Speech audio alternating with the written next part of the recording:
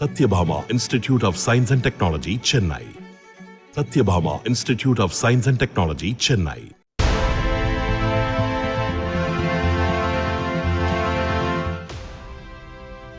Covid பெருந்தொற்று காலத்தில் அமல்படுத்தப்பட்ட பொது முடக்கத்தை பயன்படுத்தி 2021ஆம் ஆண்டு யானைகவுனி பாலம் இடிக்கப்பட்டு புதிய மேம்பாலம் கட்டுவதற்கு அடிக்கல் நாட்டப்பட்டது. இந்த பாலம் ரயில்வே இடத்தை கடப்பதால் ரயில்வே துறை மற்றும் சென்னை மாநகராட்சி இணைந்து புதிய பாலத்தை கட்ட திட்டமிடப்பட்டது. ரயில்வே தரப்பில் 150 மீட்டர் பாலம் கட்டுவது எனவும் மாநகராட்சி தரப்பில் 370 மீட்டர் பாலம் கட்டுவது என்றும் முடிவெடுக்கப்பட்டது. மொத்தம் 520 மீட்டர் நீளம், 20 மீட்டர் அகல பாலமாக அமைக்க திட்டமிடப்பட்டது.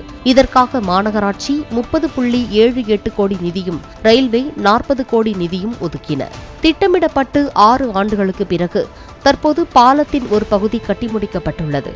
4 வழி பாதையில் ஒரு பகுதி மட்டும் தற்போது கட்டி முடிக்கப்பட்டுள்ளதால் 2 வழி போக்குவரத்திற்காக அனுமதிக்கப்பட்டுள்ளது. கனரக வாகனங்களுக்கு மட்டும் தற்போது அனுமதி இல்லை. முழு பாலமும் கட்டி முடிக்கப்பட்ட பின்னர் 4 வழி பாதையில் அனைத்து வாகனங்களும் செல்ல அனுமதிக்கப்படும் என தெரிவிக்கப்பட்டுள்ளது. இதனால் வடசென்னை வாசிகள் மகிழ்ச்சியடைந்துள்ளனர். Satyabhama Institute of Science and Technology, Chennai. Satyabhama Institute of Science and Technology, Chennai.